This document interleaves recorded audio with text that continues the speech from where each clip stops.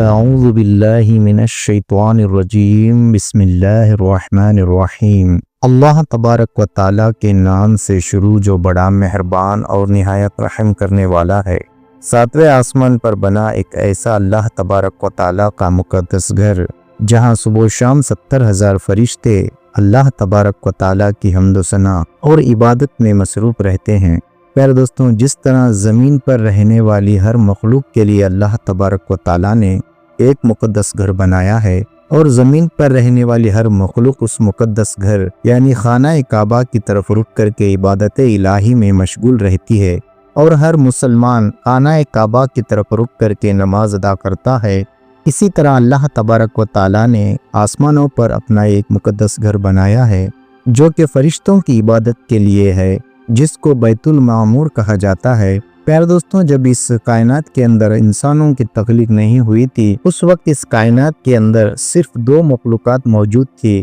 ایک جنات اور دوسری اللہ تبارک و تعالیٰ کے برگزیدہ فرشتے۔ اس وقت دونوں مخلوقات اللہ تعالیٰ کی عبادت کیا کرتی تھی۔ فرشتوں کے لیے اللہ رب العزت نے ساتویں آسمان پر ایک مقدس گھر بنایا جس کو بیت المعمور کہا جاتا ہے۔ بیت المعمور کی شکل و صورت خانہ کعبہ جیسی ہے۔ جس طرح اس روح زمین پر خانہ کعبہ کے گرد لوگ طواف کرتے ہیں، اسی طرح آسمانوں پر بیت المعمور کے گرد 70,000 صبح اور 70,000 شام فرشتے طواف کرتے ہیں۔ روایت میں آتا ہے کہ جو 70,000 فرشتے بیت المعمور کا طواف کرتے ہیں، دوبارہ ان فرشتوں کی باری نہیں آتی،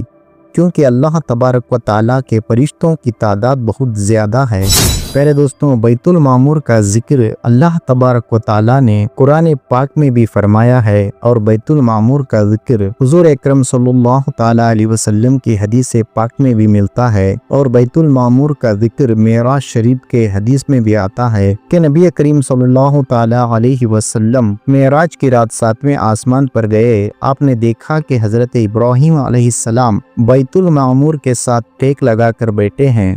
جب حضور اکرم صلی اللہ تعالیٰ علیہ وسلم نے بیت المعمور کے بارے میں حضرت جبرائیل علیہ السلام سے پوچھا یہ کیا ہے، تو حضرت جبرائیل علیہ السلام نے عرض کی کہ یا رسول اللہ صلی اللہ تعالیٰ علیہ وسلم، جس طرح زمین پر اللہ تعالیٰ کا مقدس گھر خانہ کعبہ ہے، اسی طرح اللہ تبارک و تعالیٰ کا آسمانوں پر مقدس گھر بیت المعمور ہے۔ اس کے بعد آپ صلی اللہ تعالیٰ علیہ وسلم نے دیکھا کہ بیت المعمور کے اندر کچھ فرشتے قیام کی حالت میں اللہ تبارک و تعالیٰ کی عبادت کر رہے ہیں، اور کچھ فرشتے رکوع کی حالت میں، اور کچھ فرشتے سجدے کی حالت میں، اور کچھ فرشتے قعدے کی حالت میں عبادت الہی میں مشروف ہیں۔ تو آپ صلی اللہ تعالیٰ علیہ وسلم نے حضرت جبرائیل علیہ السلام سے پوچھا کہ یہ کیا کر رہے ہیں، تو حضرت جبرائیل علیہ السلام نے عرض کی کہ یا رسول اللہ صلی اللہ تعالیٰ علیہ وسلم، یہ فرشتے نماز ادا کر رہے ہیں، اور ان میں سے جو فرشتہ جس حالت میں اللہ تعالیٰ کی عبادت کر رہا ہے،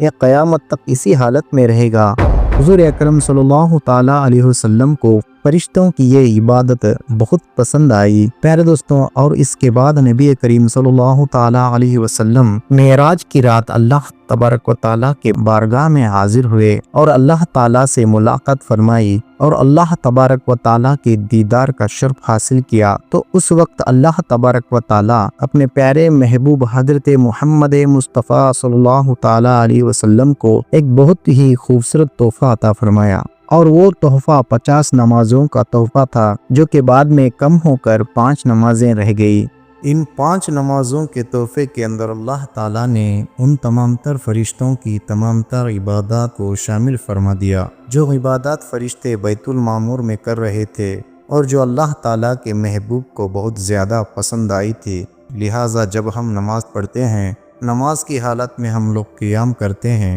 اور اللہ تعالیٰ کی بارگاہ میں رکوع بھی کرتے ہیں، اور اللہ تبارک و تعالیٰ کے حضور سجدہ بھی کرتے ہیں، اور اللہ رب العزت کے حضور قعدہ بھی کرتے ہیں۔ اس طرح ہم ایک ہی نماز میں فرشتوں کی تمام تر عبادات کو کر رہے ہوتے ہیں، اور ایک ہی نماز کے اندر اللہ تعالیٰ اپنے فرشتوں کی تمام تر عبادات کا ثواب ہمیں عطا فرماتا ہے۔ پیارے دوستوں، اب بات کرتے ہیں بیت المعمور کا مؤذن اور امام کون ہے۔ تو اس کے بارے میں حضرت علی رضی اللہ تعالیٰ عنہ سے روایت ہے کہ حضرت علی رضی اللہ تعالیٰ عنہ ارشاد فرماتے ہیں کہ بیت المعمور کا مؤذن حضرت جبرائیل علیہ السلام ہیں۔ اور امام حضرت میکائیل علیہ السلام ہیں جو تمام فرشتوں کی امامات کرواتے ہیں اور ان کو بیت المعمور میں نماز پڑھاتے ہیں۔